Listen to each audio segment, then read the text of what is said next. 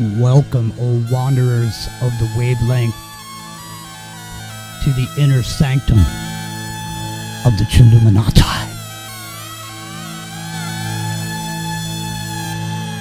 You didn't find us by accident. You were tuned in.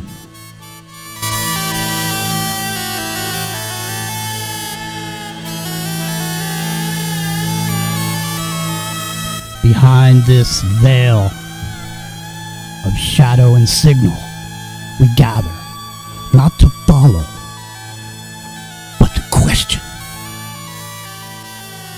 So light your candle and lean back 33 degrees.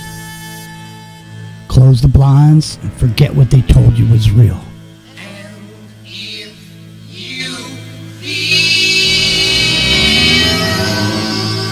That you can't go on.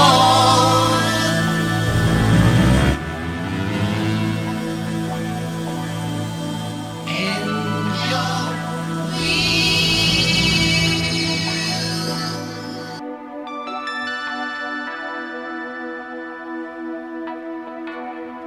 We're hot.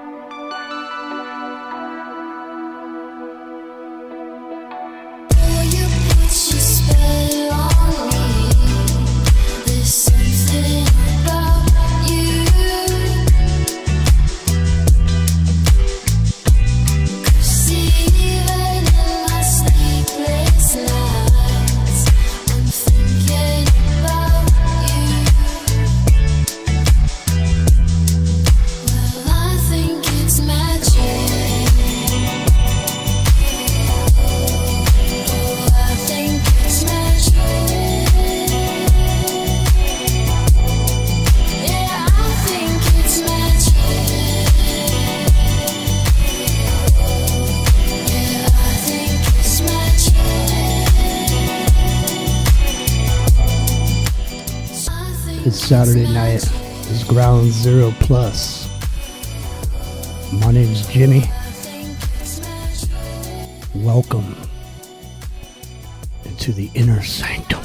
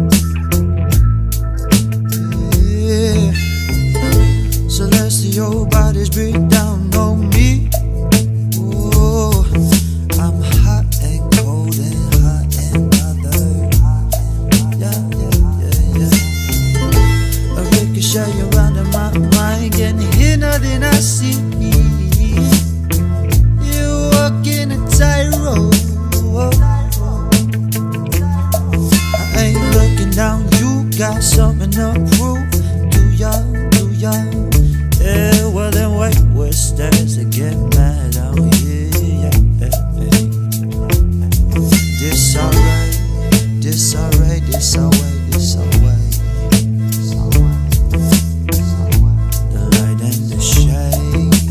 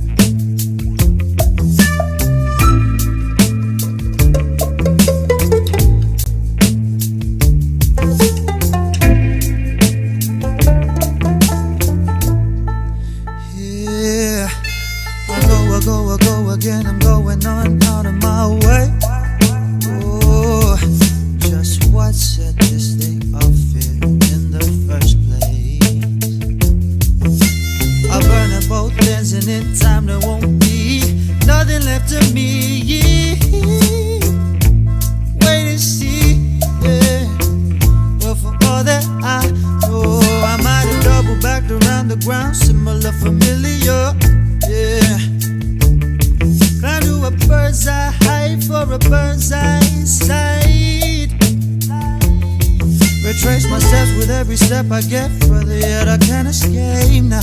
Don't hesitate now to kick your bad habits. Go out and grab it, son, till the morning comes. It's repetition. 2 steps forward, 1 step back. 2 steps forward, 1 step back. 2 steps forward, 1 step back. Yeah. 2 steps forward, 1 step back. 2 steps forward, 1 step back. 2 steps forward, 1 step back. Feel my body won't go back, no. 2 steps forward, 1 step back. 2 steps, yeah, yeah. 2 steps forward, 1 step back. 2 steps forward, 1 step back. 2 steps forward, 1 step back. 2 steps forward, no, step back. I feel my body won't go back, no.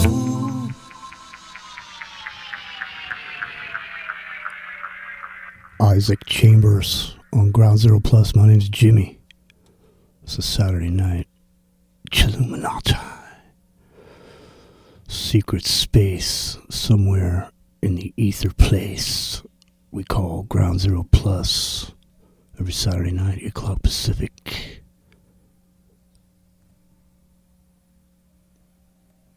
I'm going to try to add a couple of friends here in a minute. Trying to get it squared away.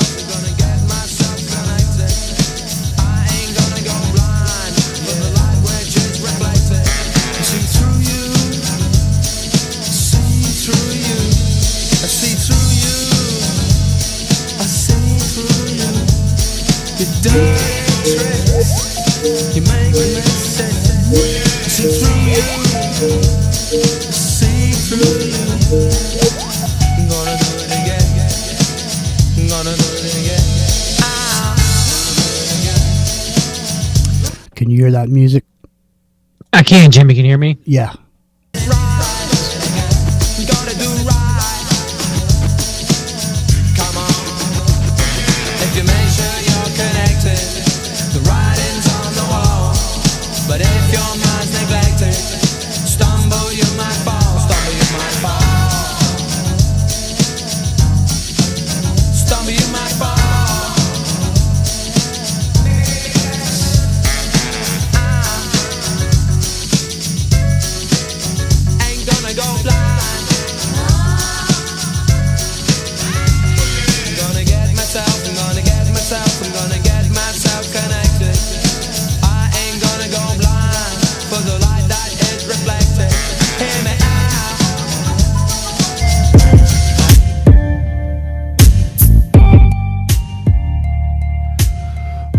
It's the Saturday night Chilluminati. I have added our guests.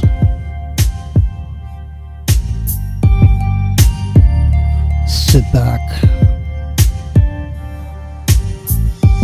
Driving around the city with my head down low, low. See trouble up ahead and 2 ways to go, go. Wanna bring tears to my baby's eyes, and do you hear them angels cry, singing, you are not alone, you are not alone.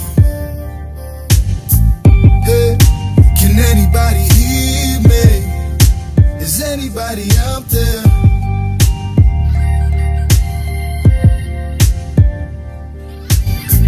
Hey, can anybody hear me? Is anybody out there?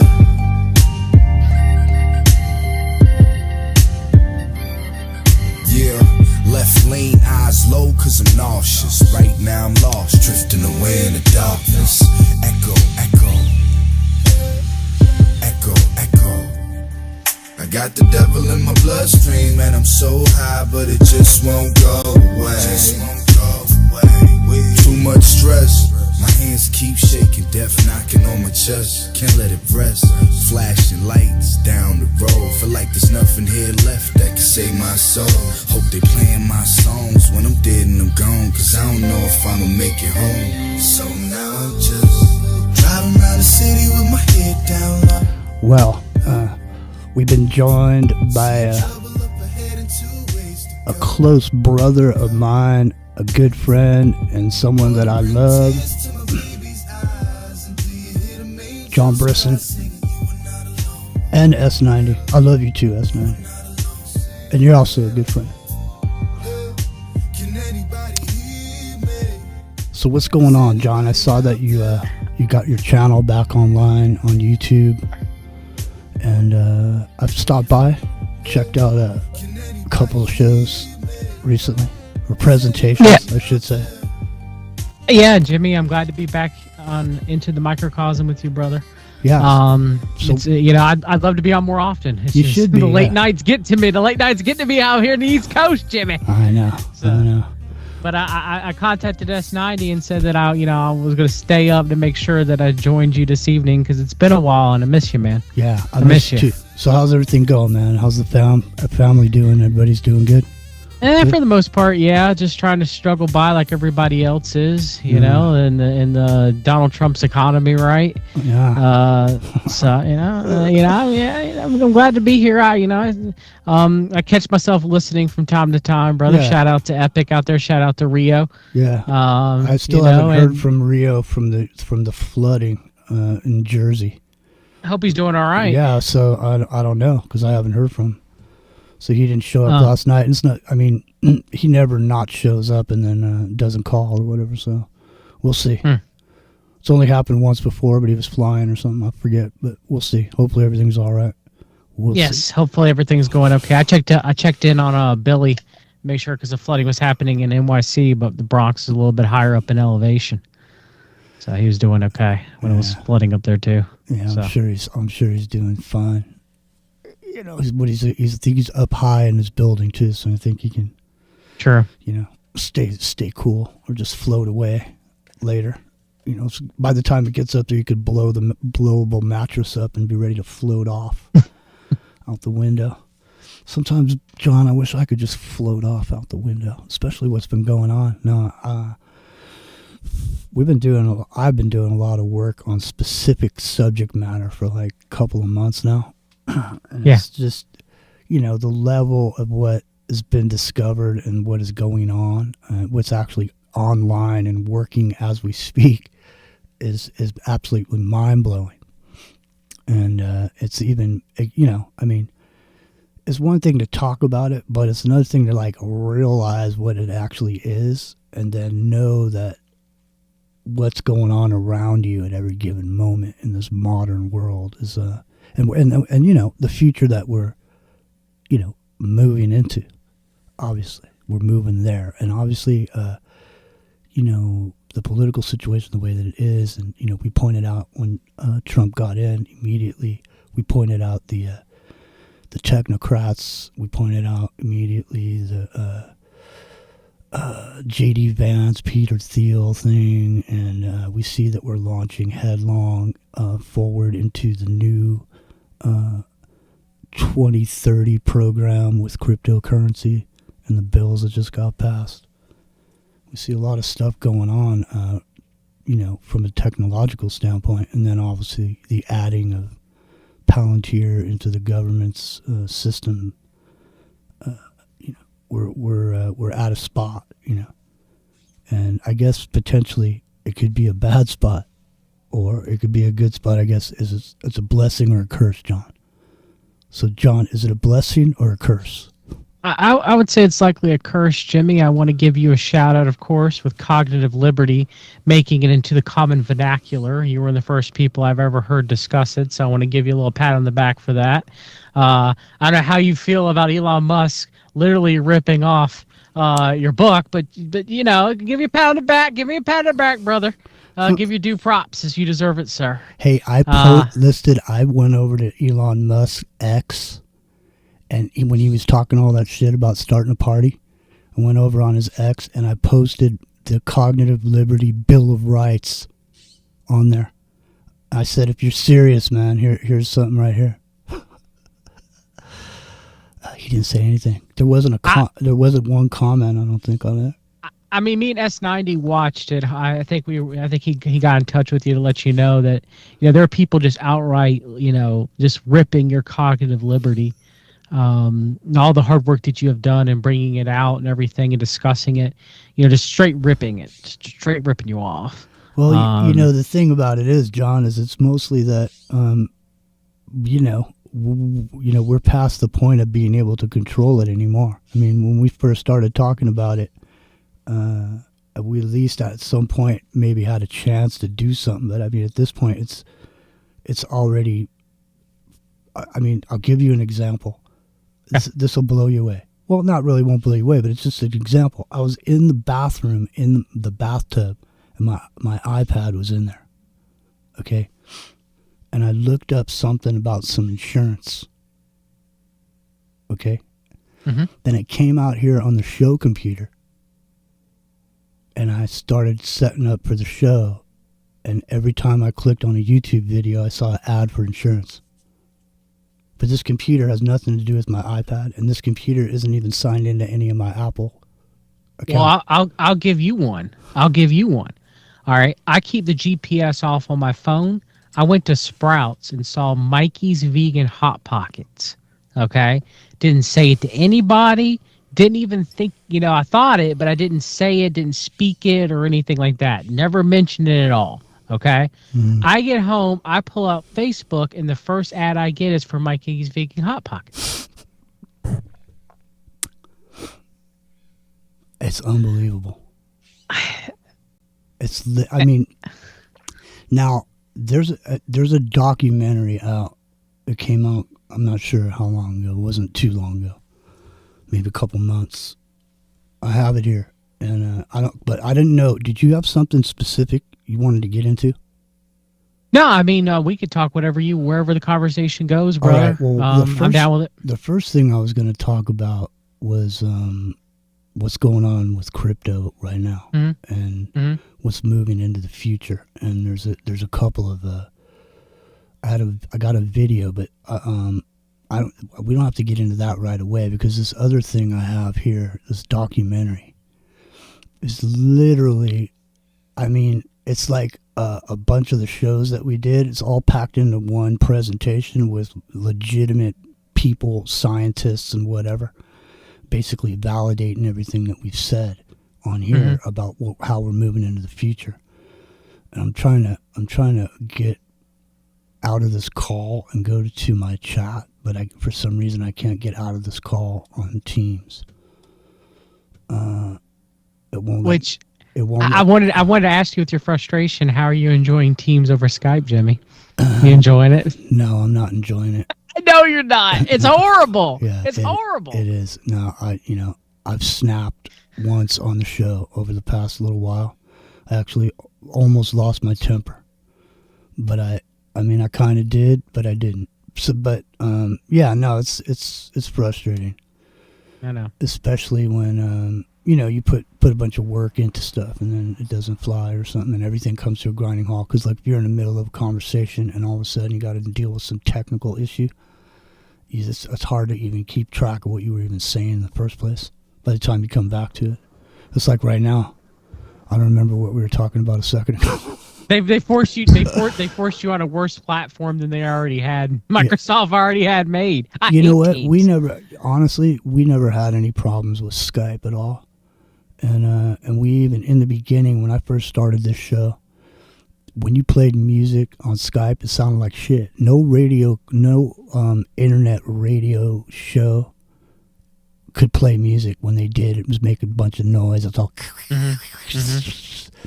And me and Rio were the ones, in the beginning, we just developed this way that we played music through Skype that kicked ass every single time. The fidelity of it and everything, the clarity. And so we never had a problem with it. But it's, let me see here. I'm going to get these videos. Hold on a second. I'm going to get this here, and I'm going to get this here. This, I think what the problem is, and I think the whole reason everybody in the whole industry that ever used Skype and still using Teams, the whole reason that there's problems is because you need to pay the $5. Yeah. If you pay the $5, all your problems are going to go away. Like, for example, if you come in here and set audio settings in here, when the call ends, you got to come back in here and reset them up again because it ends. You know what I mean? It's $5. Now, I went over and got Zoom because I figured, why would we be on... That's what I use. Yeah, I figured, why should we be on Teams when we can be on Zoom? So I'm paying for Zoom. I got a Zoom phone number. We got Zoom over here, but we're still on Teams because all the contacts are on Teams, right? Mm-hmm. So in order to make the calls, you got to go over to Zoom and start a whole fucking thing. It's like anyway. There, look, somehow we got sucked into it again. See, it's like excuse me, John, it's like a black fucking hole. No, I'll even say this. I have Teams for my business through my Outlook account for Fix Your Gut, right? I couldn't even call you using my business account. I had to sign into my personal account just so I could be on this call. I hate it. I hate using Teams. It's horrible. It's absolutely terrible. Okay, so I'm going to... Now all of a sudden I got to make it open link. All right. Let's see here. Is this, yeah. Okay, so listen, everybody listening right now on Ground Zero Plus and on YouTube and around the world whenever you're listening, go over here and watch this video. It's called The Agenda, Their Vision, Your Future, 2025. All right? Okay. Let me see if I got this other thing here real quick. Hang stand by. I have to say, open this link now for some reason. Open link. Oh, you're gonna hear about this in this. I'm gonna play some of this documentary because I was literally shocked at a couple of things that are in here. I was literally blown out of my chair. My hair blew back. I just sit down. I don't have much hair left, Jimmy. I don't have much hair left. All right, well, don't worry. This will blow your head. This will snap your head back like whiplash in a '92 Toyota. Oh no. Yeah. All right, listen. I'm gonna play this video. Let me see how long this video is. This video is 24 minutes long. I'm not gonna play this whole video. Okay, I'm not gonna play this whole video. But what I am gonna tell you, I'm going to say it right now, and you can just pay attention to this and then go watch this video for yourselves. I'll put it in the... Okay, Jimmy. I'll put a link. But basically why I'm playing this video is because there's this stuff going on in the background with crypto. It's happening right now. They're moving into the new financial system, and it's happening fucking right now. Okay? It is. I'm not giving you financial advice. Okay? But there's 3 things on here. I'm just reading what it says on here. Okay, reading what it says on here, and you should read what it says on here. These names you're going to hear, you should pay attention to these names if you can, and do something with it for yourself. I'm not giving you financial advice, but what's on here is what it says here is XRP, HBAR, and XDC. Okay. I No. could talk about all three of those. I have extensive knowledge of all three of those. Me too. Me too. So let's take a listen to this because this is the important part. Ready? Here it comes. Just real quick. I don't want to, I don't want people to get weird about the crypto or whatever. Here, check it out. Most powerful financial titan has been quietly architecting the greatest wealth transfer in human history, and it's not happening where you think it is. Imagine if I revealed that the planet's most influential financial powerhouse isn't merely watching cryptocurrency's ascent from the sidelines, but is systematically orchestrating the complete transformation of global finance as we know it. While mainstream media keeps your attention fixated on Bitcoin's volatile swings and Ethereum's latest upgrades, there's an entirely different chess game unfolding, one happening behind closed doors in executive boardrooms and gleaming corporate towers, driven by sophisticated algorithms and strategic vision, not social media hype and viral trends. This game belongs to BlackRock, the unprecedented $10.9 trillion financial colossus whose reach extends from Wall Street's trading floors to the White House's policy rooms, from central banking systems to climate regulation frameworks, from your retirement portfolio to the very foundations supporting our economic infrastructure. And here's the kicker, they're not gambling on speculation or chasing market volatility. They're methodically laying the groundwork, constructing digital pathways, and positioning themselves at the absolute center of tomorrow's financial universe. Because this revolution isn't about individual coins or tokens, it's about controlling the entire railway system. It's not about quick profits or overnight riches. It's about determining exactly how the world transfers value, processes settlements, monitors assets, and maintains regulatory compliance. All right. Seamlessly, I transparently, can hear and people permanently. starting to snore, John. And the crypto All right, listen. Listen, I'm only bringing this up because literally people are, there's going to be a lot of people that make a lot of money in the near-term future. Mm-hmm. And like, for example, that XDC is that DTCC is going to use that XDC. And they handle some quadrillion amount of dollars or, whatever you want to call them. Now, John, what do you think now? XRP, HBAR, and XDC, those three, and there's a couple other ones. Obviously, there's a few other ones, but those three is in reference to BlackRock moving in on those particular three. Because go ahead. Yeah, I mean, it doesn't surprise me. I mean, XRP was originally funded by Founders Fund and Peter Thiel back in the early 2010s. And, has very strong links with Coinbase. It's going to replace the Swift banking system, supposedly, allegedly, is what they're claiming it's going to be. Replacing, and Swift is, the intermediary between your card and your bank, right? Or between the point of sale. So if you're using your Visa, go ahead, Jimmy, I'm sorry. Didn't Coinbase just come out with a thing called Base also? Yeah, well, Base was a cryptocurrency. It's a layer of, I think it's a layer of Ethereum. So that Ethereum transactions can be done, which is another cryptocurrency, can be done quicker and with costing less, what they call gas or fees to do the transaction with the cryptocurrency. Yeah, gas. All right, so the thing about it is now people have put forward the idea that Bitcoin or BTC is beta test coin, and really it was Ripple or XRP all the time and always gonna be. And so, they started out with Bitcoin and then they progressed on, and obviously the company Ripple itself being named after the Grateful Dead song Ripple. That company in Brad Garlinghouse. I mean, Brad Garlinghouse may go down as one of the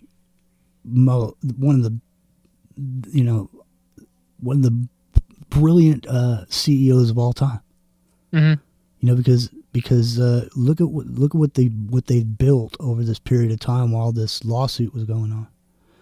So while the lawsuit was going on, they were going around building relationships with everybody, With all the banks. all the banks. And Schwartz, I saw an interview with Schwartz, and he said that he was basically saying they don't need banks anymore.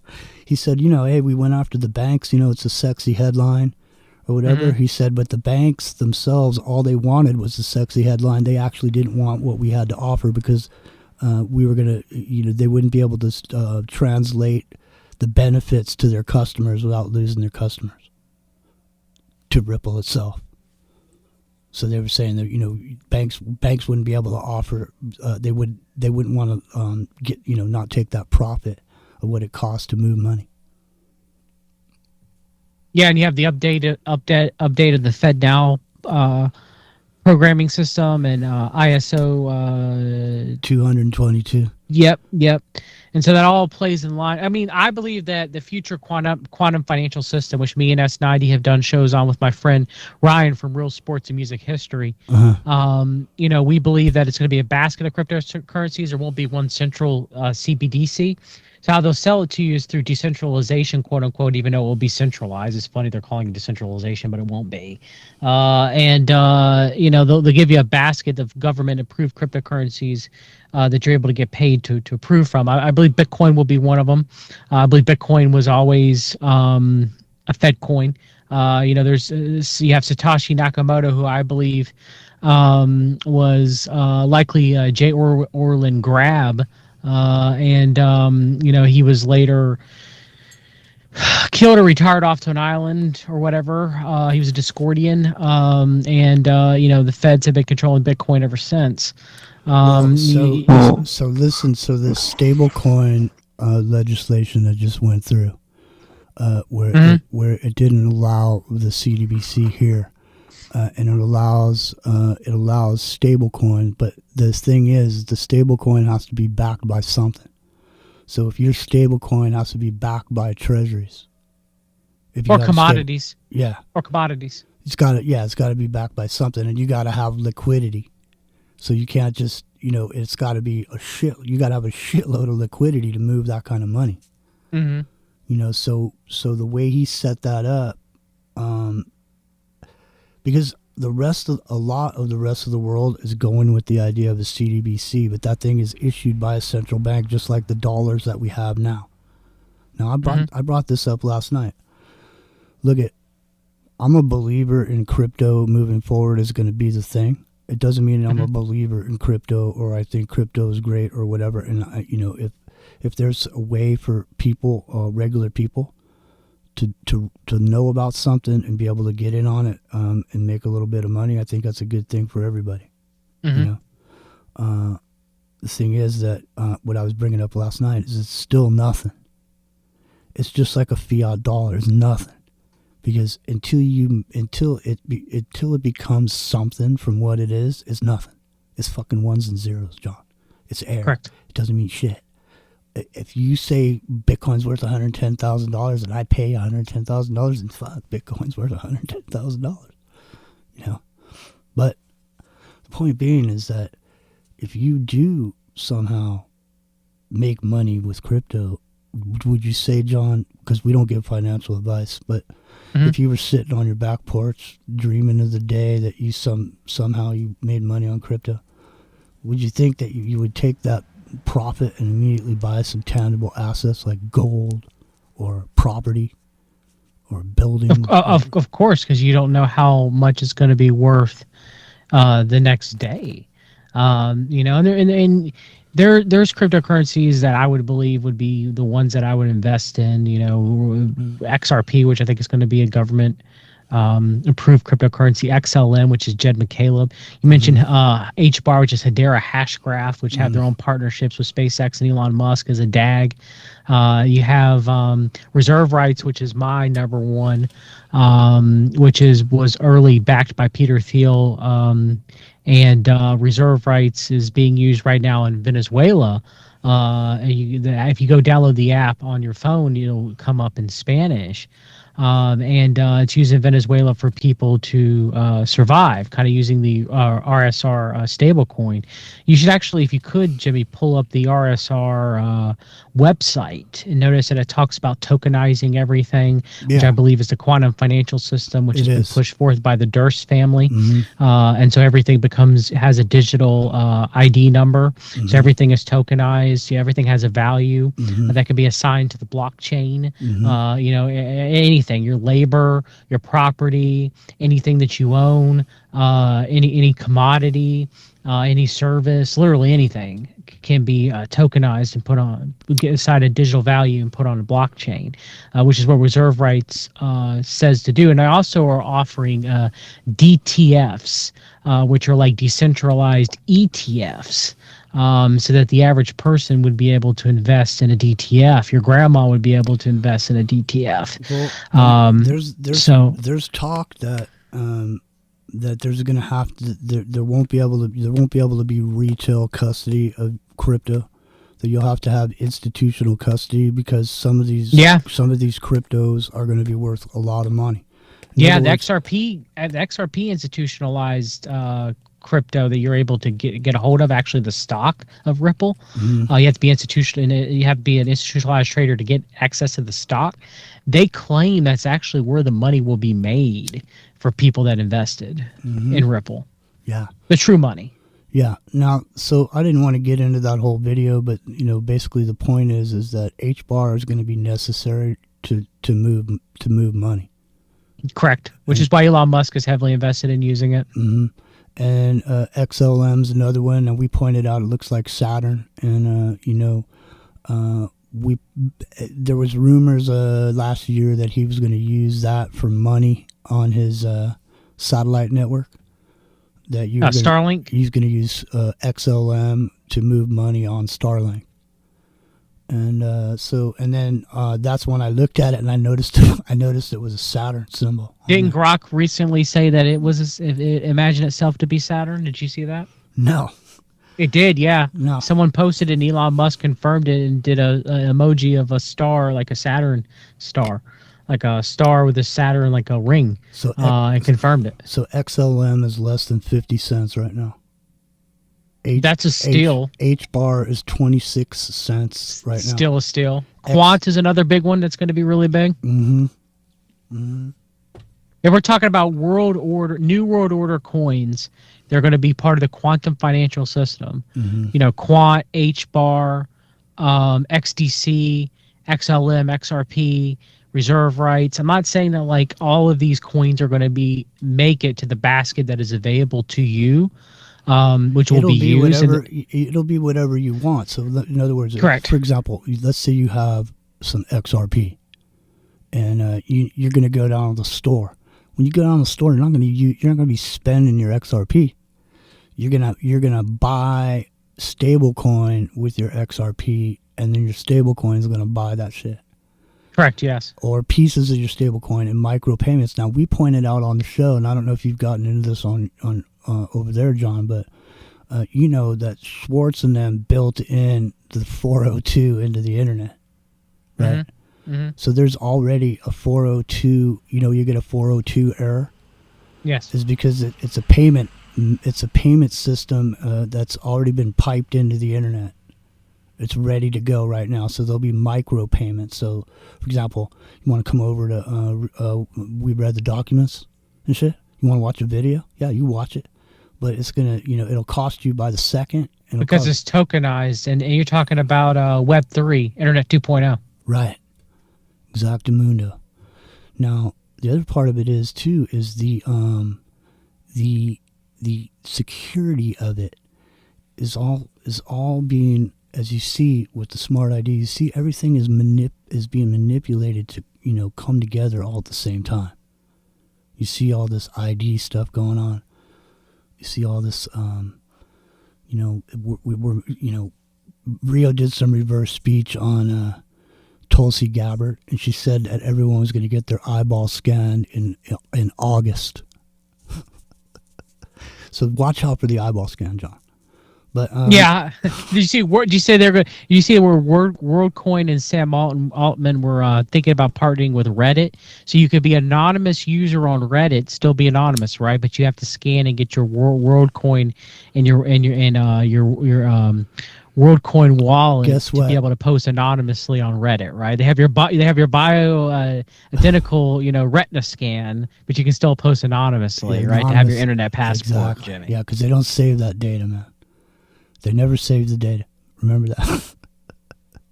They don't save it. No, listen, you're gonna be blown away now. Take this ball and run with it, John, because you might be learning about it tonight. If you're not, tell me right this minute when I say it's S90 still here. S90. I am here, Jimmy. Ooh, you are extremely loud, my friend. Sorry. It's all right. You were so loud, I forgot what I was gonna say, John. What was I just saying, John? You were talking about me being blown away, but can I ask you a question real quick, You can Jimmy? ask me a question. Go ahead. I just want to ask you a question. Do you think that the future will be people believing that they're free from a Federal Reserve and they're giving a group of government-sponsored New World Order cryptocurrencies that they have the freedom to quote-unquote choose from, that literally they have to purchase and buy literally everything in their life with? Do you think there'll be a time where if we enter into this system, if it's before the mark of the beast, do you think that there'll be a time where we would have wished that we still had the Fed dollars in our pockets? Yeah, there's definitely going to be a time. But, I mean, moving forward, most people, most people who have kids, their kids are really don't use cash. I mean, young people use electronics. That's the thing. This documentary that we're gonna listen to here, it gets into some of this about the people. But here, I was gonna tell you this now here, and you guys, if you have you heard of something called zero trust, John? Sounds familiar, but remind me. If it sounds familiar, you have not heard of it, John. Okay. So I'm gonna play this. I'm gonna play a chunk of this documentary right now. Okay. And I'll throw it up on the screen over on YouTube if you want to see it. Okay. I'll play it live. Okay, so look up what zero trust is. I'm going to tell you right now. Zero trust is going to be a big subject coming up here in the near-term future. It's Saturday night. It's John Brisson's here. S90's here. Mine's Jimmy. And here's the agenda. You guys ready for this? Here you go. I was watching this and I was listening to the information that was on here, and I was blown away just simply because we made a lot of suppositions based on discoveries we made with technology. Turns out everything we thought. Ladies and gentlemen, pretty much the distinguished author, Mr. Aldous Huxley. Brave New World is a fantastic parable about the dehumanization of human beings. In the negative utopia described in my story, man has been subordinated to his own inventions. Science, technology, social organization, these things have ceased to serve man. They have become his masters. Aldous Huxley's novel portrays a dystopian future under the dictatorship of a world state, where every aspect of human life is controlled, from laboratory creation to the grave. He described the story as fantasy. Hi, my name's Dr. Frank Schallenberger. Hey, doctor. I'm 77 years old. Damn. And although you don't look a day over 40, I don't brother. actually feel my age. Sorry you Not had to even step close to in. it. Now step out. But later wrote, the prophecies made in 1931 are coming true much sooner than I thought they would. The nightmare of total organization has emerged and is now awaiting us, just around the next corner. With the rise of brain-computer interfaces and biometric sensors and so forth, all the bodies, all the brains would be connected together to a network, and you won't be able to survive if you're disconnected from the net. All life on Earth is going to be radically changed. It's a fusion of the physical, the digital, and the biological world. It's changing who we are. These people have gotten to the point now where they are openly anti-human. Everything will be monitored. The environmental consequences of every human action. They cannot happen without digital ID. Once the digital ID is in place, it's game over for humanity.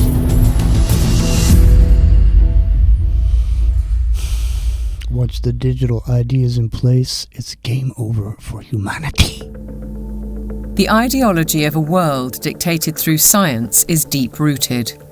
Almost a century ago, a movement was established in the United States, preaching that the population should be governed by an elite of selected experts, scientists and academics, rather than democratically elected politicians. They called it technocracy.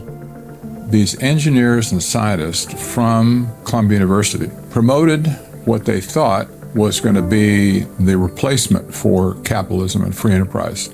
It's not going to be price-based economic system. It's going to be based on resources and energy, control over energy. They thought that science was the answer for everything. They didn't have any spiritual bone at all. You know, they were very mechanistic in their thinking. The definition was clear. Technocracy is the science of social engineering, the scientific operation of the entire social mechanism to produce and distribute goods and services to the entire population. There you go. That's the first 2 minutes of that video. We could sit here and talk about all that all night long, John. But we're clearly moving into this now. Did you guys take a look up? Did you look up Zero Trust? I was watching the documentary. I'll look it up real quick, Jimmy. No, I'm sorry. hold on. No, I'm going to fast forward to this part of the video where he talks about Zero Trust. Hold on. The thing is hang on a second. Okay, I understand what it is. Looking it up. Okay. hang on. Even though I want to hear what you were going to say specifically, but using your intuition. Well, I was going to specifically play this part of the video. So, I mean, it's pretty, I don't think people understand, because in the future it's Zero Trust. You don't when you go into the store to buy some shit, you're not going to be able to just walk up and grab it off the shelf. It's going to be behind plexiglass. You're going to have to go up and scan your ID to get in. Yeah, okay, I understand what you're saying. So it was like with me trying to interact with you with your version of Teams, it wouldn't let me outside of my organization. That's Zero Trust. Exactly. It's like a fence. Man, you guys are going to be blown away by this shit. It's too much. All right, here we go. Let me see if I can jump in right here. Thousands of dots on your face. Those dots are then distorted. This is the fucking guy. Going to be Tuliet. This is the guy that invented facial recognition. You're going to hear him talking.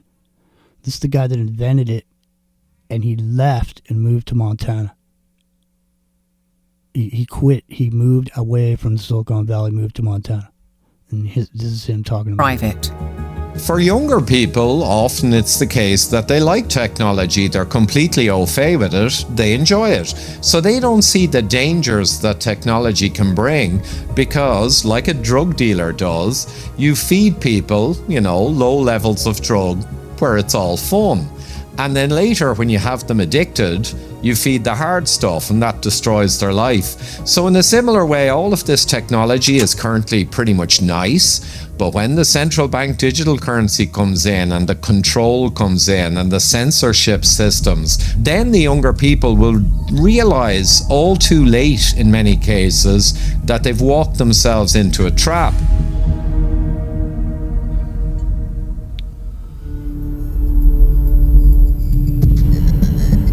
One man who knows the dangers only too well is Aman Jabi, who was at the forefront of digital development in Silicon Valley, California, for 25 years. He left when he recognized the dark side of surveillance technology, choosing instead the peace and beauty of Montana. He's an expert in facial recognition. It's a technique that is used to uniquely identify the biometrics of any face. So, in a device like your smartphone, and most modern smartphones in the last 5 or 7 years, they have a 3D camera module in the front of the phone which you cannot see. Within that module is a near-infrared projector which projects tens of thousands of dots on your face. Those dots are then distorted based on the contours and the features of your face, and there's a near-infrared camera then takes a picture of that distortion, captures it, and then reverse engineers the exact profile of your face. In the longer term, facial recognition will be used to unlock your digital identity, which is going to be a tool of control for the agendas that are coming down the pipeline. This is how to get in shape fast. Have you seen this guy? You know, the one that keeps telling us to Stop running on the This treadmill. is how you get in Well, shape you might want fast. to listen to Tell you this. right now. If you want to drop this, You start want to eating. get rid of that fat. Elements of that control are already with us. Alexa, good morning. Good morning. You are never alone in your home, and this is why. All your devices at home and all smart appliances, they are all connected on a wireless network. Many of these devices will have cameras, many will have microphones, and so they are monitoring everything all the time. Your smart appliances are communicating with the smart meter and sending it real-time usage data. If there's a Ring camera also in your home, a mesh network is formed, and all your devices are being tracked within the home, its location, its usage, and all the data is going to Amazon servers. Okay, so hey, When you leave your home, I get this thing about a month ago from my provider, my service provider, telling me that my data is I'm getting too much. I'm using too much data all of a sudden, and I said, well, I escalated it. I said, well, why am I using too much data? Nothing's changed here. Nobody's doing anything. There's no, they don't know why. But if I pay $9.99, then I don't have to worry about a job. So, I just paid the $9.99. I think it's like one of these things. They just beat you into submission with this shit because there's no way around it. Literally, once this AI shit starts taking over, John, there's no convincing the AI. You can't call them up and say, hey, I broke my leg and I've been out of work for a couple of months. You can't. It doesn't care. It wants to know when you're going to make your payment. You know what I'm saying? Yeah, it doesn't matter because you're not talking. Eventually, we'll no longer be interacting with people. Yeah, we're already not interacting with people. I was telling S90 before we were talking, and he was typing, and I said, dude, when he's typing, it sounds like when I call AT&T, they have this fake typing noise while the AI says, let me check your account. And then it goes, yeah, like it's typing. So why do you got to do that? Like, why do robots got to look like people? And why do you got to try to make me think you're typing? It doesn't make sense, John. But listen, we're coming up to the top of the hour. FixYourGut.com. Yes, Jimmy. FixYourGut.com, ladies and gentlemen. Don't worry about these commercials on YouTube. You want to fix your gut if you have health issues? I highly recommend John's. John knows what he's talking about. Matter of fact, John, I'll get a hold of you on the side. Cause I'll talk to you later off the air. Okay, listen. Okay, sounds good, brother. Yeah, we're coming up on the top of the hour. We got about, let me see. We got about 4 minutes left before the top of the hour. Take a listen to this, and then we'll be right back. all modern vehicles are connected to the internet, so your automobile is being tracked all the time. When you're going under a string of smart LED poles and smart LED lights on the highway and in the streets of your towns and cities, those form a wireless network and are tracking your vehicle. They are tracking all the devices on you, from smartphones to smartwatches when you're walking on the streets. So data is being collected 24/7 continuously on every human being whenever you are within these wireless networks.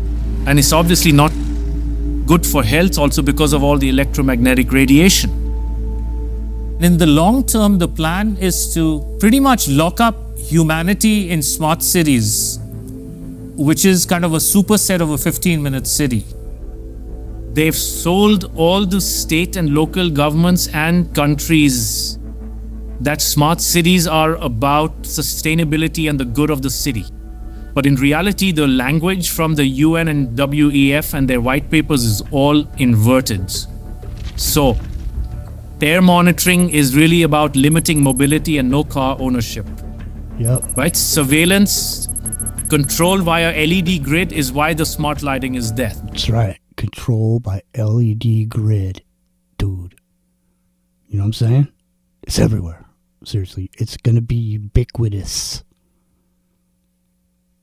Everywhere. Water management is about water rationing. Noise pollution is about speed surveillance. Traffic monitoring is about limiting mobility. People, like I said, people are going to miss the Federal Reserve. All these quotes for hitting the Fed and ending it and bring it down, and We hate the Federal Reserve, and I understand all the issues with the Federal Reserve and the United States dollar. When this is implemented, you will be missing and begging when it existed. Yeah. Well, in my book, I put forward, there was something that was called a hive unit. And it was the new issued currency. And what I did with my book was I said the hive unit, there was no inflation on the hive unit. So when you went to the store, your bill was 50% less than it was before. And so everybody, they dove on the hive unit, man. And I had a bunch of dudes coming out of the store going, yeah, I just went in there, look at all this shit I bought for 3 hive units. You know what I mean? That's all it would take. That's all it would take right now, dude. Seriously, is people are hurting for money. But see, the thing is, in the end, we'll see. I'll tell you right, that's the utopia of it. Okay? But the reality of it is you're going to have an allowance, man. Based on your situation. You're going to have an allowance based on your carbon footprint. It's serious, man. Even though no one's talking about it anymore because Trump's in there. People around the world, there's the Paris Accords and all this shit. Anyways, listen. It's the top of the hour. Here's Buddy Whittington. Before we have to go all digital. Let's stay analog right here. Ground Zero Plus. John Brisson's here. S90's there in the mist. This is from 2012. Germany. I think Buddy's drunk. It's him and 2 other guys.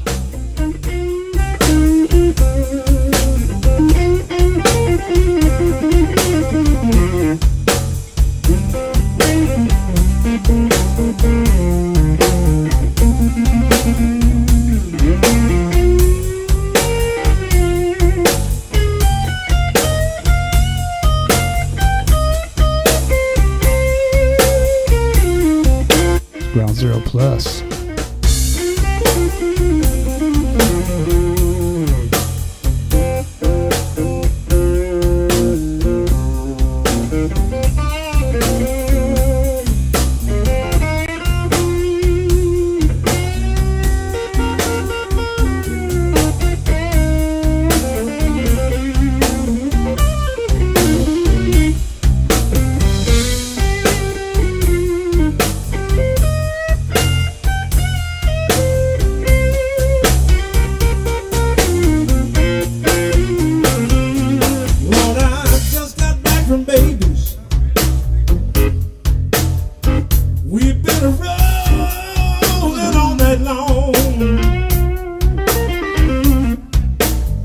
Said I just got back from babies.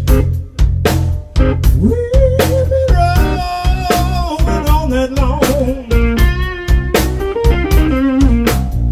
She come on like she loved me, but I feel like something's wrong. Sometimes I go see baby. Sometimes baby come see me.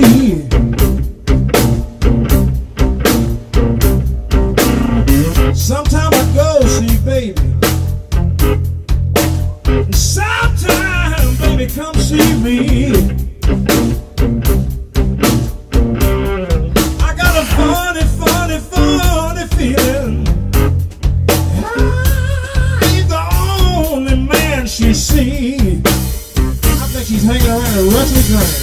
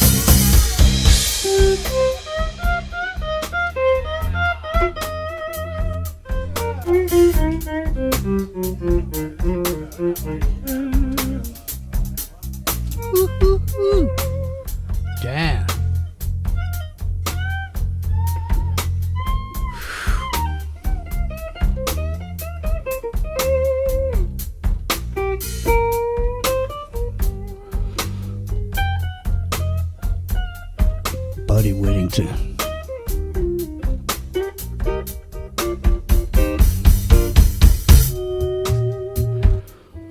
It's called Pianoing.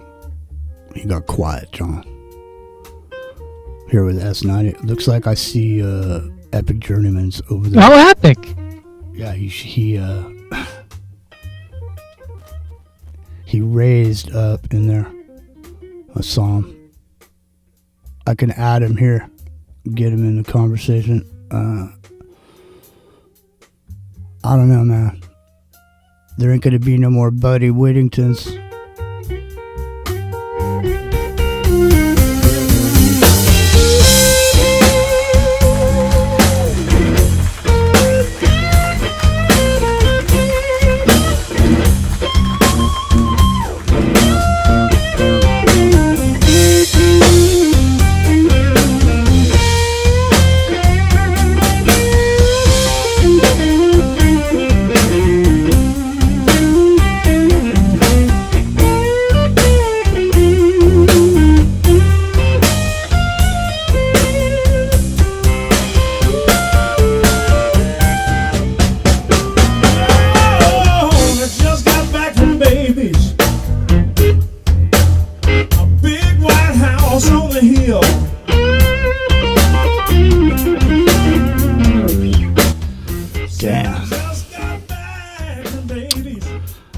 John, you're from a different generation. I know you might not appreciate Buddy.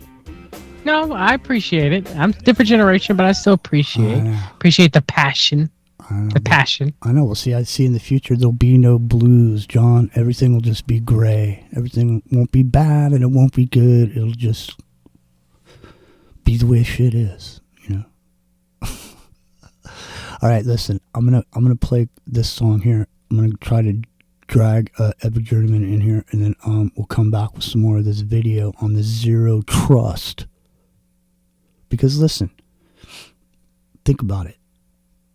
I'm just saying, we were primed for this zero trust already when we saw people literally stealing up to $900 per bag. So you could go down to whatever store, get a big garbage bag, plastic bag. As long as there was only $900 worth of shit in there, you could just leave.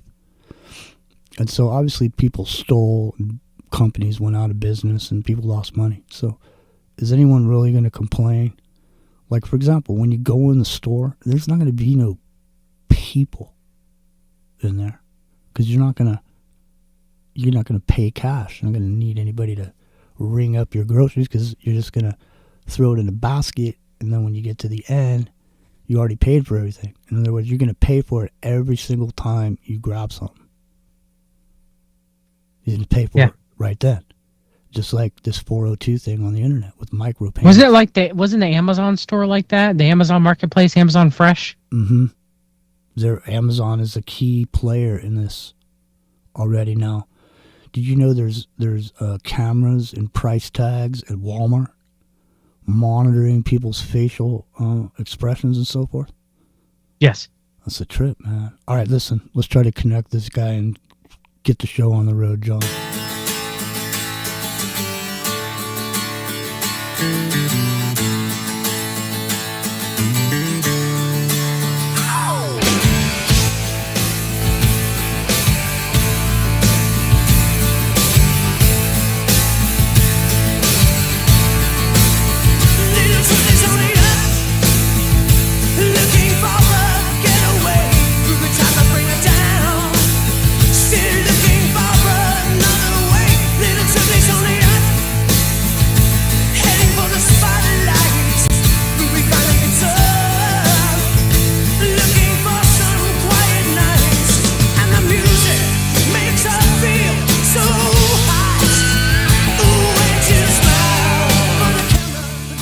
You know what's going to happen?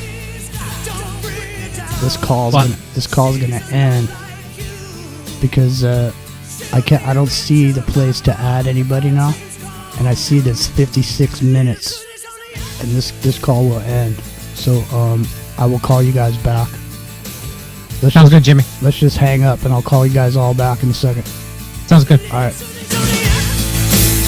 Now suddenly it's not a game. The risk that you gave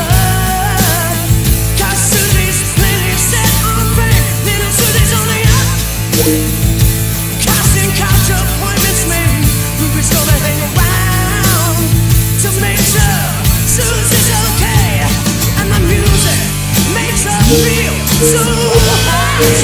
And she'll smile for the camera that she's got. Don't bring her down, she's a lot like you. She'll be richer by far if her dreams come true. Don't bring her down, she's a lot like you. She'll be richer by far if her dreams come true. Little Susie's on the air.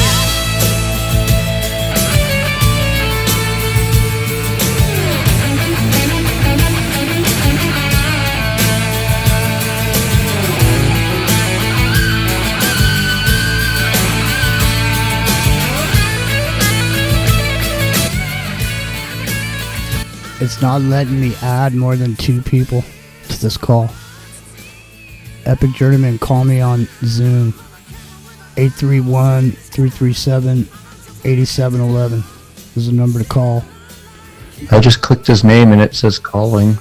Oh, okay, good. You guys get him on there then. It's not letting me do it over here. It only allowed me 3. I'm here. Okay, there he is. All right, There's 4 of us. I see us all. I see John. I see us. I see you. Hey, what's up, John? How you doing? Good to hear from you. Well, brother, I hope you're doing well. I am. I was actually looking at one of your videos. I was trying to look at your videos. And I got home today, and all of a sudden I saw the show started. I said, what? But I had an hour to go. Good to see you, man. All right. Thank Listen. you, brother. Glad we're all back here. Love you guys. Yeah.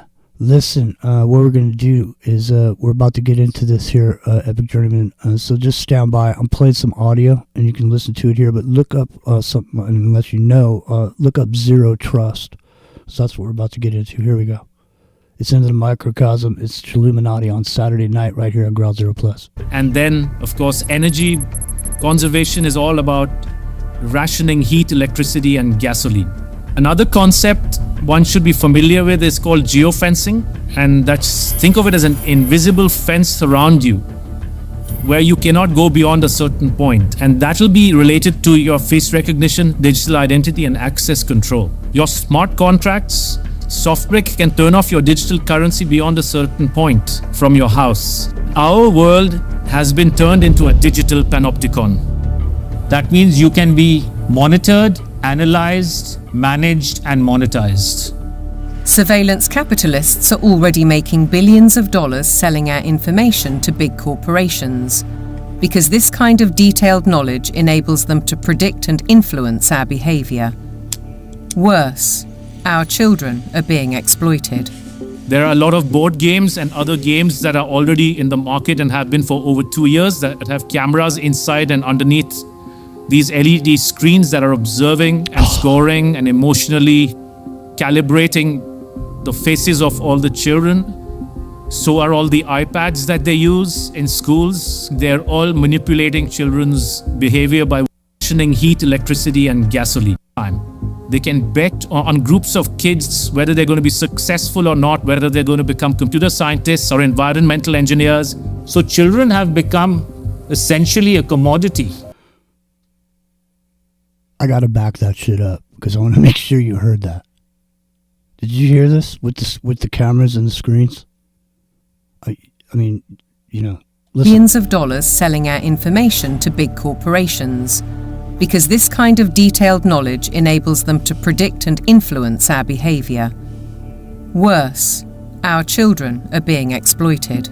There are a lot of board games and other games that are already in the market and have been for over 2 years that have cameras inside and underneath these LED screens that are observing and scoring and emotionally calibrating the faces of all the children. So are all the iPads that they use in schools. They're all manipulating children's behavior by what they display on the screens. And child data is big business. There's a concept called social impact investing, which people should read up on. If your kids are in schools, they are already being traded on Wall Street in real time. They can bet on groups of kids whether they're going to be successful or not, whether they're going to become computer scientists or environmental engineers. So children have become essentially a commodity. and have been for years with this system.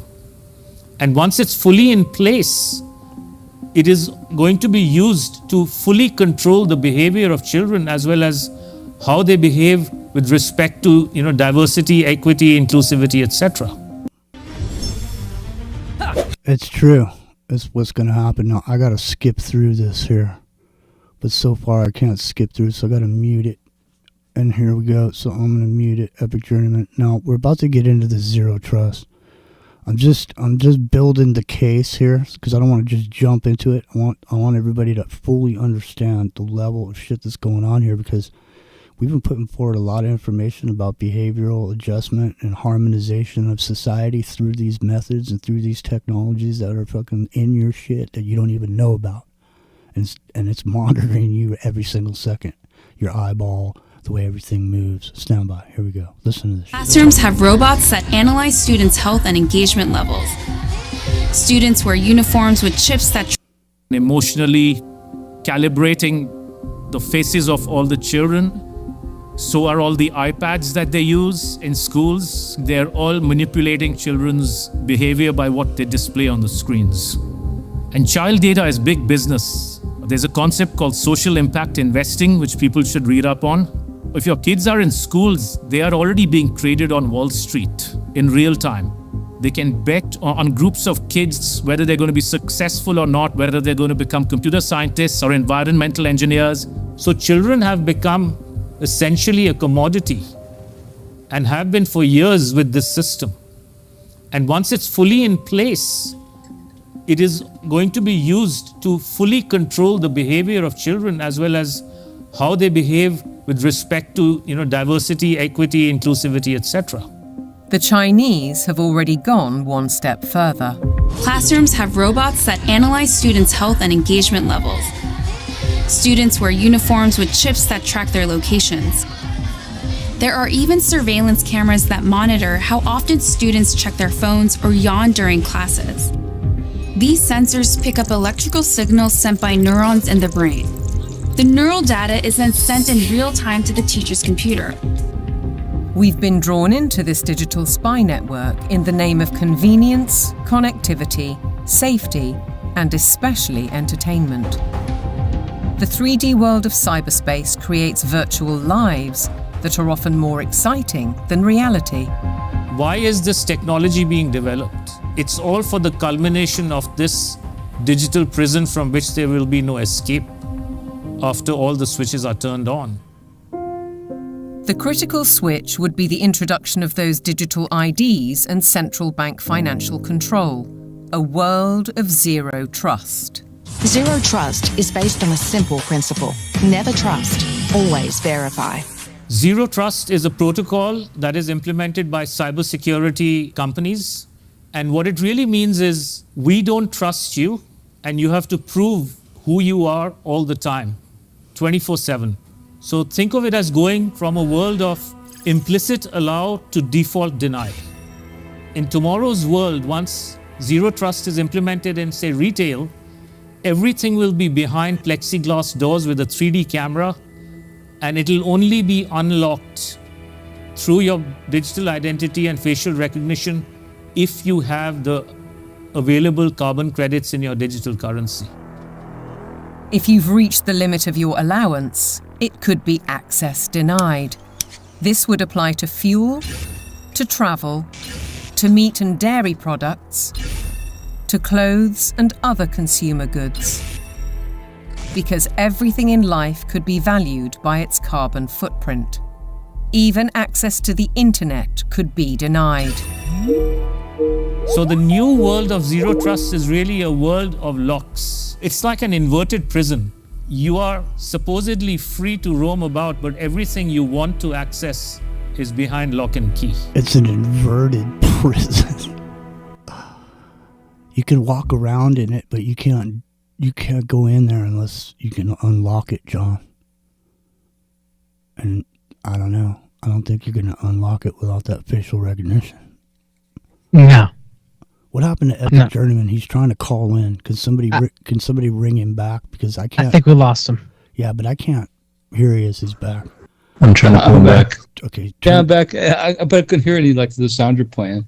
It was funny. So like last night we had the problem. So people don't even know the inside of Hello. Teams. Are you there? Can you hear me? Can you hear me? Yeah, I'm here. Yeah, we can hear you. So what we're talking about is zero trust. Are you in the zero trust world, Epic Journeyman? Because I'm not sure. And moving into the future, it's a crypto thing, right? No, it's not a crypto thing. It's the way the world is going to be here in the near term future. Oh, okay. Zero trust. Oh, okay. So instead of everything having access to everything, you have access to nothing until you prove who you are. Period. That's what zero trust means, and that's what cybersecurity and everybody else around the world is getting ready to move us into. And that's I'm not going to join. Yeah, well, you won't have a That's part choice. of it. Won't have a choice. But here, let me back this thing up a little bit, Epic Journeyman. Can you hear this? Let me ask you this. Can you hear this? Which would be the introduction of those digital IDs. No, I hear nothing. That's too bad. That's too bad. But I can hear you talk. I mean, now, so, John, you know. John and S90 can hear. I was just listening on the YouTube. There you go. Listen on YouTube, Epic Journeyman. Well, I can listen to YouTube, but it's got a delay. It doesn't matter. Go over there and listen to the delay. Otherwise, you're not going to hear it. And central bank financial I gotta control. refresh the screen. A world of zero trust. Zero trust is based on a simple principle. Never trust, always verify. Zero Trust is a protocol that is implemented by cybersecurity companies. And what it really means is we don't trust you, and you have to prove who you are all the time, 24/7. So think of it as going from a world of implicit allow to default deny. Going from implicit allow, John, to default deny. Denied. John, I don't want to be denied. I want to have I want to be able to go to the store and, buy whatever. What's with the Nazi guy talking? He's talking about it's not a Nazi. I listened in. It's some German dude. Yeah, he's not a Nazi. He's not German, and he's Is it Nick Bostrom? I talked to Nick Bostrom. Actually, it was a no. It's not Nick Bostrom. Didn't sound like him. Yeah, he's yeah. Are you drunk? I think it might be. I don't know. Why don't you mute up real quick while we finish listening to this here? Okay. In tomorrow's world, once zero trust is implemented in, say, retail, everything will be behind plexiglass doors with a 3D camera, and it'll only be unlocked through your digital identity and facial recognition if you have the available carbon credits in your digital currency. If you've reached the limit of your allowance, it could be access denied. This would apply to fuel, to travel, to meat and dairy products, to clothes and other consumer goods. Because everything in life could be valued by its carbon footprint. Even access to the internet could be denied. So the new world of zero trust is really a world of locks. It's like an inverted prison. You are supposedly free to roam about, but everything you want to access is behind lock and key.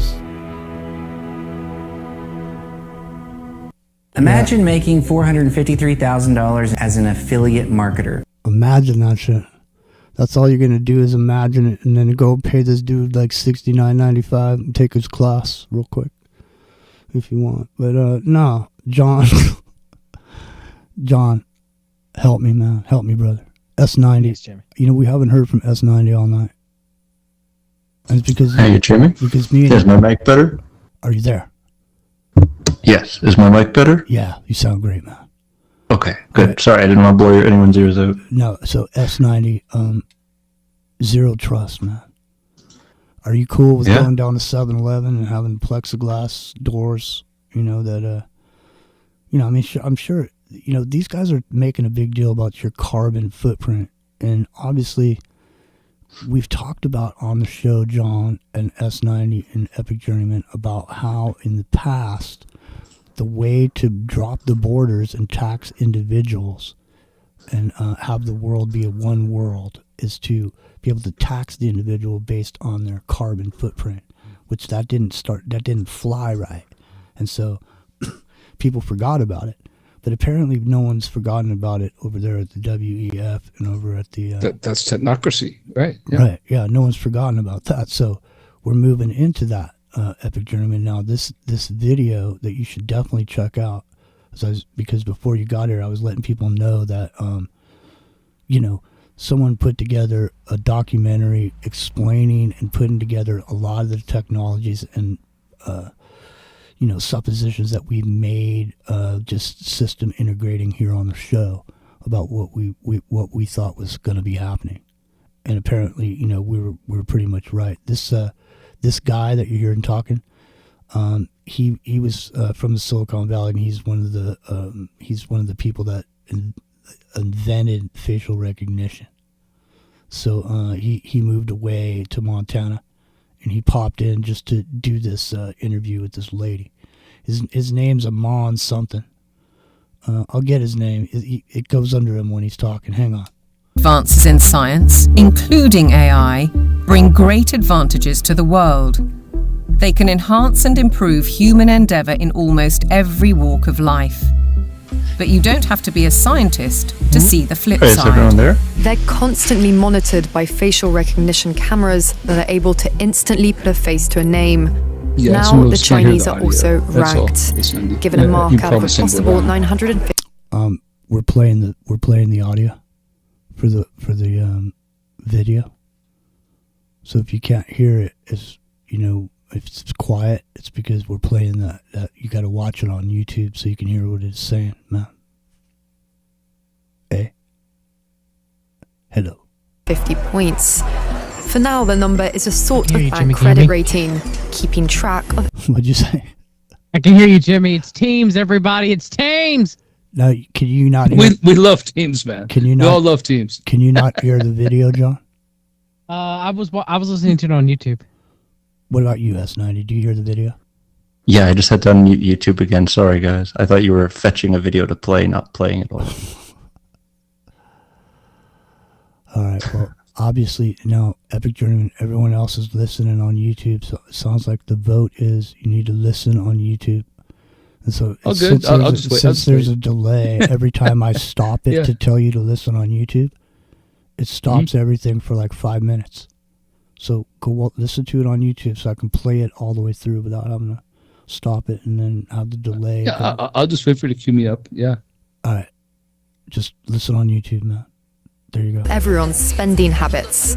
Or you can listen over there on Ground Zero Plus on Talk to Me. It may seem scary, but it's just like that here. We're used to it. And anyway, we don't have a choice. If you think this couldn't happen in the West, ask yourself why so many cameras, smart poles, and 5G networks are being installed in your neighbourhood.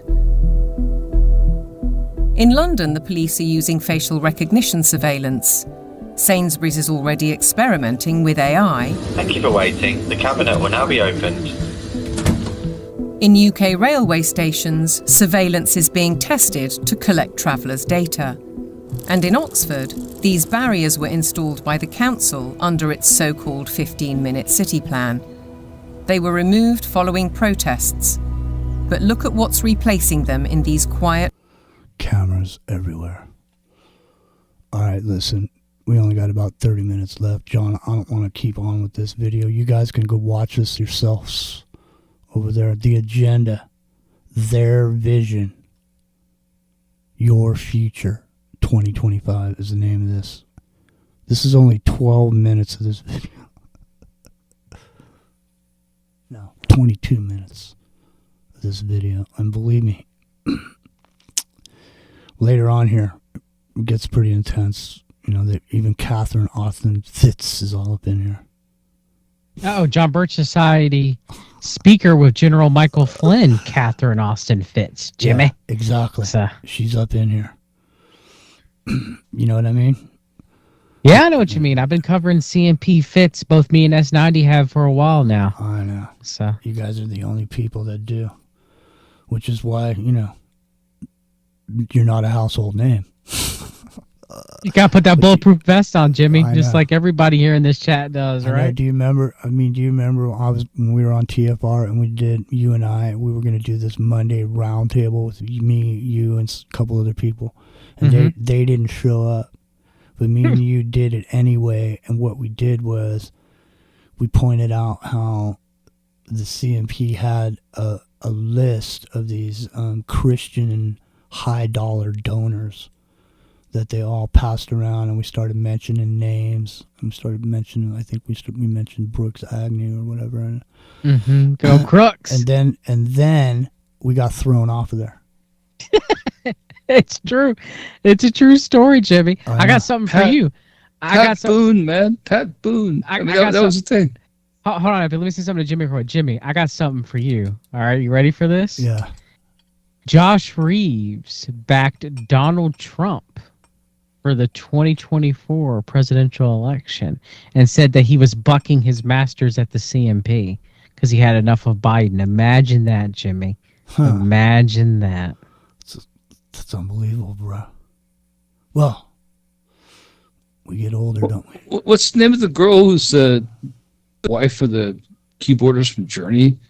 It's like the televangelist chick that's like trying to the crazy lady, man. She's totally crazy. If people haven't seen her, she's totally insane. It's not the first crazy lady that we've seen, but I mean, we're number else. 10 on TalkStream Live. We're on the same page as Alex Jones Radio right now. Now, I've never seen anything so pitiful in my life, man. I almost don't even want to get into it, John, because I mean, just this shit that's going on. I'm trying to stay away from this political firestorm. Yeah, I mean, this is, I don't know. We should probably just talk about it. I mean, it's the elephant in the room, obviously. Go ahead, Jimmy. Go ahead, brother. No, I'm just saying. That's why I'm here. That's why I'm here for this titillating conversation. I'm just saying it's the elephant in the room, obviously. But it is. You know, I mean, this whole moving forward in the technocracy and, you know, the character known as Donald Trump and all this thing on him turning on his supporters all of a sudden, and then the suicide. Yeah, it's like a suicide pact. What the hell? I mean, I saw some unflattering pictures of him playing golf in white pants down in Florida. You know, and he, unbeknownst to him, he might have had an accident. I mean, now you're hearing about his legs. His venous insufficiency, Jimmy. Yeah. His cankles, his swollen cankles. Yeah, so doesn't that feel like J.D. Vance is just a heartbeat away from being president of the United States, and Peter Thiel? Any day now. Yeah, absolutely it does. Any day. Well, I would put, I don't know. Me and S90 been talking about this for a while over on We've Read the Documents, and let me put forth a theory to you guys, if you don't mind, real quick. All right? Palantir's being exposed in warp speed, no pun intended, like levels, right? Peter Thiel he is exposing himself. Peter Thiel used to be a man that few knew who he was. He was working behind the scenes. He didn't want the spotlight to be put on him, Jimmy. All right? And now all of a sudden he's out there doing interviews. He's doing interviews, you know, telling before the election to I'm sorry, I'm tired. About the Antichrist. He does an interview about the Antichrist. Yeah, he was. Well, but he also did an interview with I can see his name. I can't believe I'm trying to blank on him. The biggest podcast. Joe Rogan? Joe Rogan, yeah. So he comes out, he tells Joe Rogan how high, right? So my question is this. Are they setting up for Peter Thiel to be the fall guy? That J.D. Vance won't become president, that eventually the world, because we have to remember that Palantir is being used on the Palestinians by Israel. You know, they're using the gospel and Where's Daddy and well, see, the thing Lavender. The thing is, though, is if you know, J.D. Vance is going to be president if Donald Trump doesn't make it through the end of his term. He's not going to. 4 years from 4 years from now is when all of this we're talking about tonight with this technology and cryptocurrency and all that is all. I mean, literally, I swear, you know, we are like moments away. This smart ID thing that just happened, you know, it's like I want to go somewhere and I didn't get a smart ID. You know what I mean? I want to go somewhere right now. I want to jump on. Yeah. I want to jump on a plane, John, but I can't. Me either. Yeah. I have a passport and I use it when I go to the airport, but I can't use my ID either. And my ID, my driver's license, isn't that old. just before the real ID, right? So now to get a real ID. Well, it's hey, crazy, what about man. this? Now, what about this? This isn't the way it is right this minute, but it could be the way that it is just about any moment, because with these smart LED lamps that they have on all the highways everywhere, it's like, unbeknownst to you, those got changed out, and you thought you could just jump in your minivan, John, go fishing or whatever, but you can't, because as soon as you get on the highway, they come and get you. Well, Jimmy, to that, since your real ID is your government issue, your state government issued driver's license, right? You in the state of California, me in the state of North Carolina, right? That's no longer used for federal identification. If they pull you over and you pull that out, could they say we cannot verify your United States citizenship status with this non-real ID card? Could they throw you into an ICE facility? Yes. That's my thinking too. Well, it's worse than that. They could send you to Sudan or some third world country. Like they call the name for it's called extraordinary rendition. I mean, here's the thing: if masked gunmen show up in my yard, I'm going to shoot them in their masked fucking faces. Pardon my French. I mean, that's what I'm going to do, because I don't know what they are. Masked gunmen are showing up in my yard. Dude, I'm going to defend myself, right? I'm surprised it hasn't happened yet. I mean, they have the stand your ground laws in Florida and all that stuff, right? It's interesting that you're mentioning this, Epic Journeyman, because I saw some video earlier today, and it was all these dudes that were coming up were all wearing these rags over their faces. And I was thinking to myself, why are they wearing these rags over their faces? They look like fucking, it looks like fucking a hit squad or something. It's like, why you got a rag over your face? They look like Al-Qaeda. Do you whatever, want, right? you want yeah, facial exactly. recognition, man? What the fuck? It's literally unbelievable. The thing is, John, S90, the proponents of the general idea of immigration salivated over the thought of these people kicking in doors and dragging immigrants out. Okay, but they don't realize that once you say it's okay for somebody to do that to somebody else, it's okay to do to you. It's going to get done to you. And Alex Jones used to speak out against this, but now he's salivating at the mouth for that in the FEMA camps, right, Jimmy? The FEMA camps are here. They're good now, John, though. Oh, yeah. They got weight rooms, air conditioning. Mm-hmm. They're not FEMA camps, man. They're concentration camps. Call them what they are. That's what they are.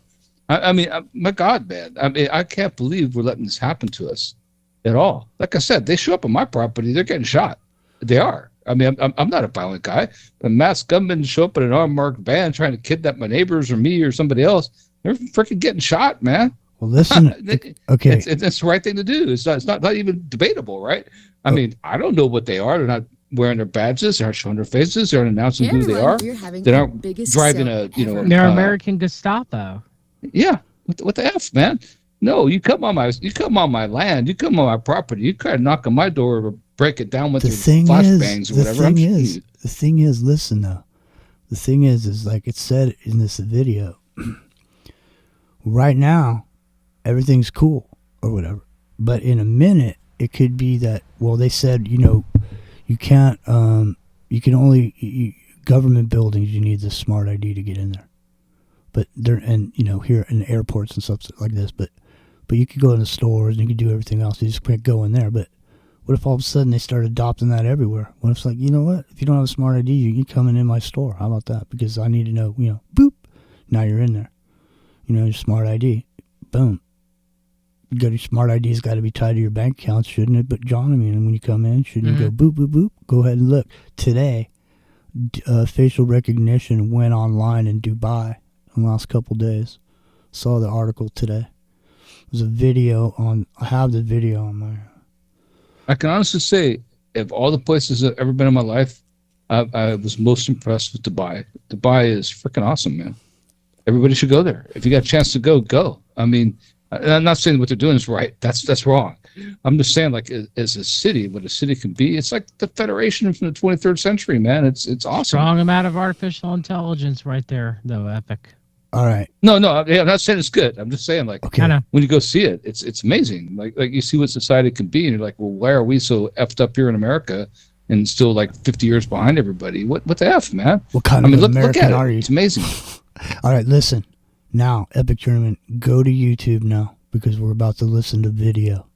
You must go now to YouTube. Okay, yeah. I have Go to now. Here, I'm going. Go now to YouTube. Hey everyone, we're having our It's biggest... Danny Lane and the Booty Blues. I'm going. Go Just now. go now. Go forth and prosper.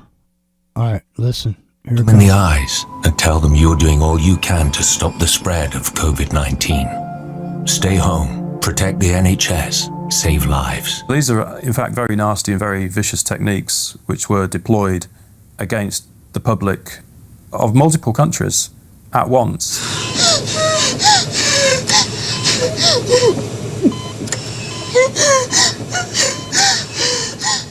These are forms of serious psychological abuse. I think once the public starts to understand that, there's going to be a very severe pushback against everything that's happened. The general population cannot fathom the psychopathy of the vision that they're facing. So they can't fathom that a group of people would organize and engineer this kind of mass atrocity to get where they want to go. Be aware then of the World Health Organization, the UN's most powerful agency. Stand by. Corporations are offsetting their carbon, so most dairy producers now especially, but other farmers as well, are having to record their carbon footprint on Jimmy, can I say something real quick? Yeah, jump in here, man. We're done with this video. We don't have much time left. Go ahead. And then I want S90 to jump in after me. Yeah. Catherine Austin Fitz is in on it. She was in that documentary Thrive that was put forth by Foster Gamble. Yeah. You know, the heir from the Procter Gamble company. Now Alex Jones and Barbara Marx Hubbard was in. Like you know, she's the darling of the truth movement, right? With her Solari report, which is straight from the the currency that was used in Dune, right? Well, I know. But listen, here's the thing, though. The only thing that the thing is people have an idea of why she's saying what she's saying. In other words, people think because she's saying, it's like when George Carlin said it's a big club and you ain't in it. Yeah, you taught me that. He didn't said say you. Yeah, he didn't say said you. Right.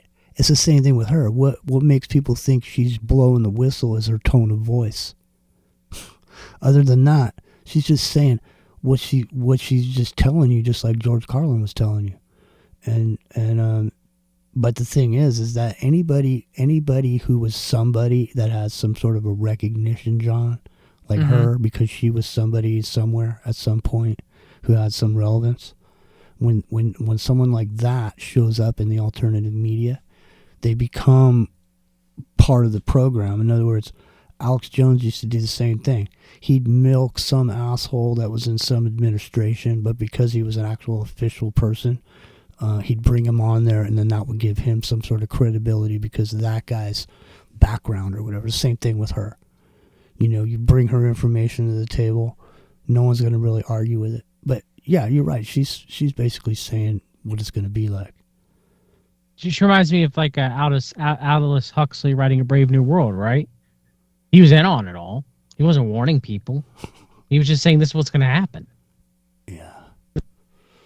Well, this is what's going to happen. Matter of factly, right? Yeah. Very matter of factly. This is what's happening, though. I mean, that's the thing. And so obviously, if we're in 2025 and by 2030, I think we're going to be well into this here, because we're going to be 4 years down the line through this administration, however it ends up.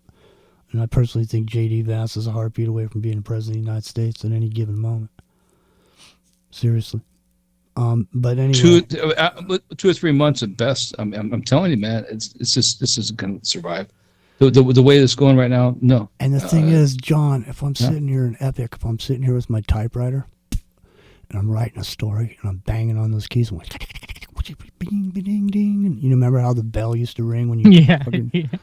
If I was writing a story, I'd have my main character, do a bunch of heinous shit real quick just to move the ball down the road, and then I would have him exit stage left for some reason, and meanwhile all the shit and all the balls that got rolled down the hill, they're already going and they're in place. So these laws got passed, the BBBB, you know what I'm saying, the BBB, John, BBB, Build Back Better, Big Better Bill, BBB. It's the same with the Genius Act, right? Or the Build Back Better, yeah.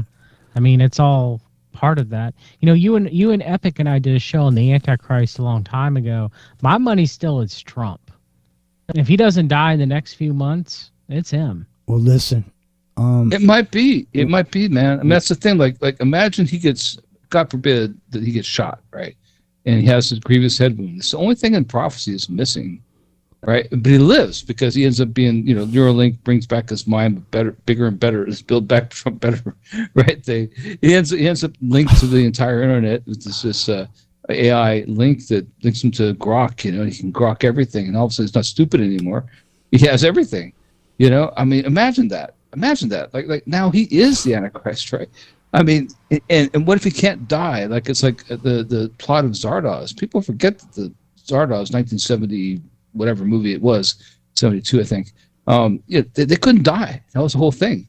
They had their genetic code, and anytime somebody died, this brought them back and maybe punished them for something they didn't like. We can go into this more, John. If you guys want to go into this subject, we can. But I just want to let you know we only got about 15 minutes left on Ground Zero Plus. We're number 10 on TalkStream Live, but we'll go off the air there. But we can continue here on YouTube.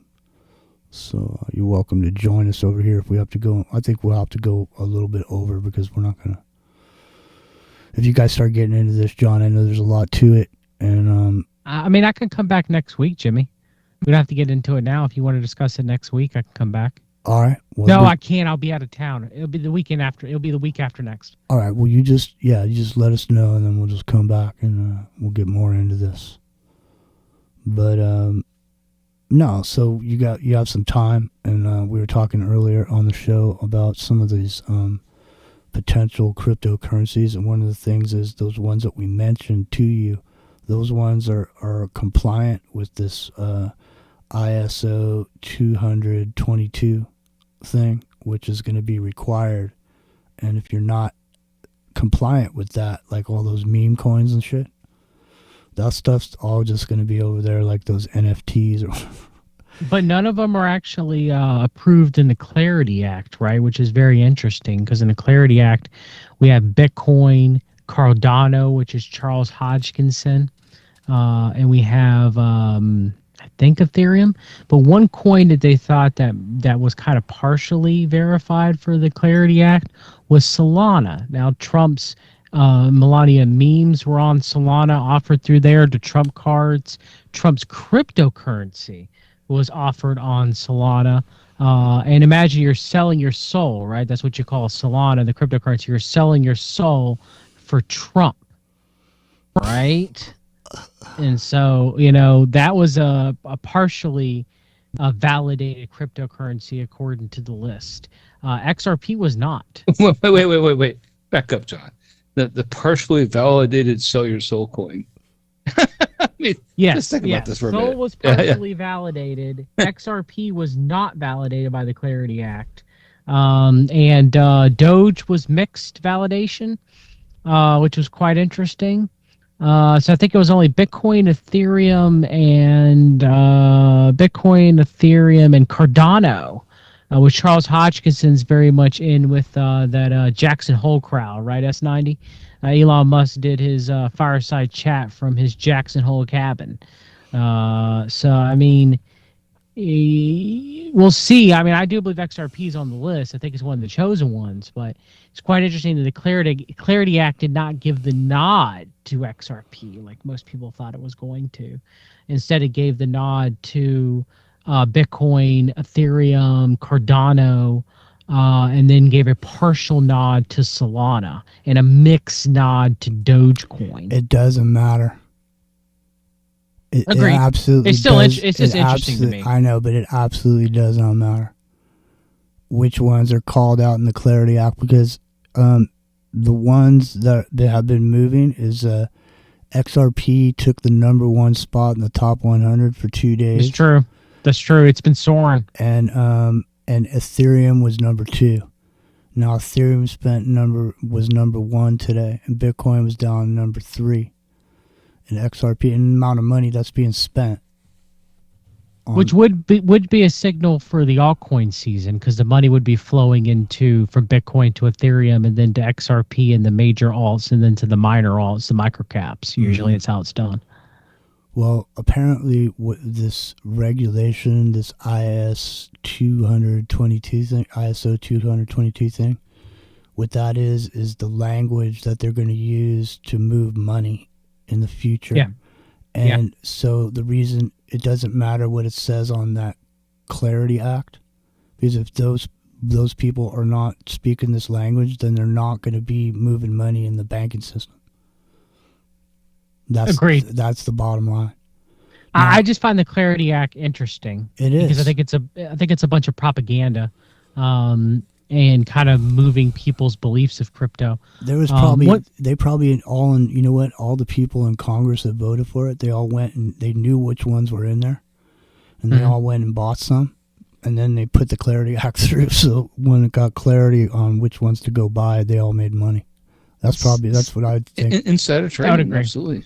I mean, there's numerous articles. I do want to say, not to get back to Trump and Antichrist thing, but people in the chat are saying that when he got shot at Butler, that's not the mortal head wound. That's Allegedly not like unto shot. a mortal head wound. I think the whole thing was staged as far as that concerned. I do believe Corey Compitor died. 100%. But the point is if Trump is the Antichrist, he's making craft prosper, right? He's making it, a small group of people around him are making so much more money than anybody has in recorded history. No, that's no joke. That's no joke, man.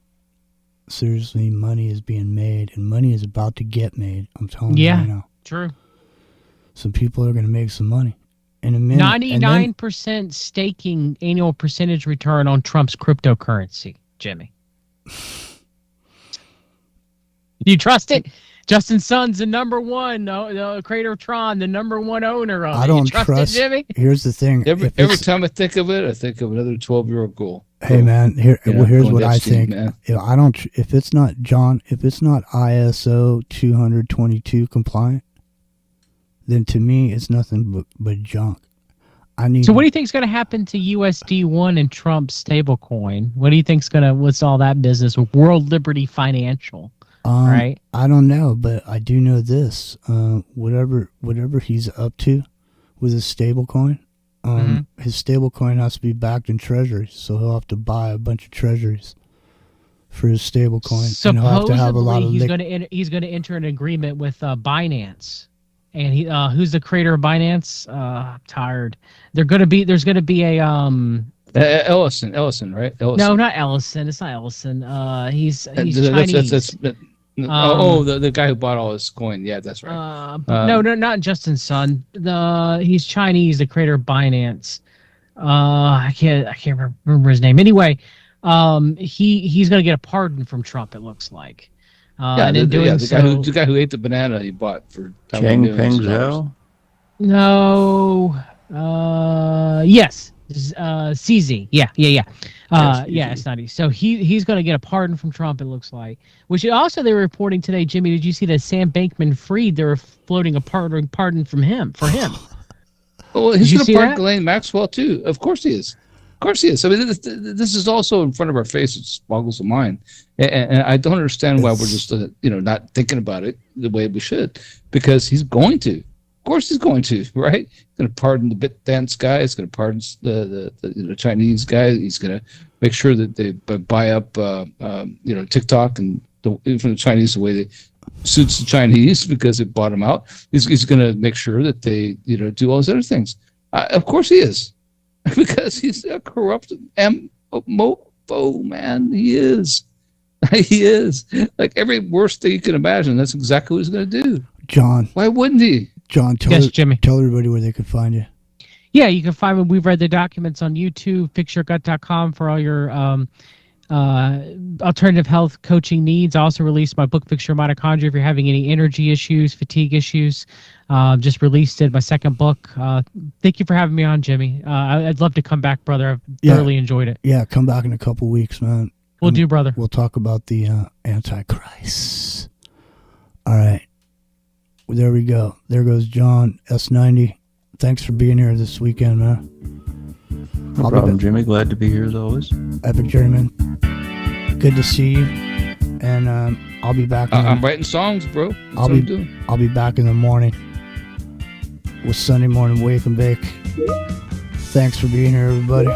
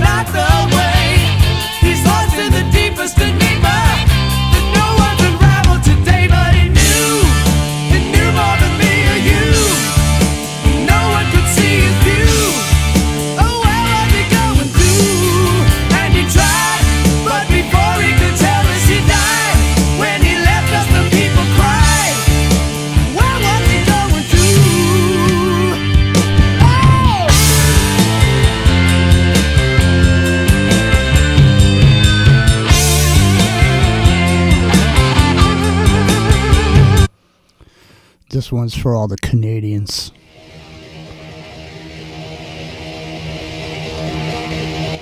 Every cover band in Canada played this song back in the day.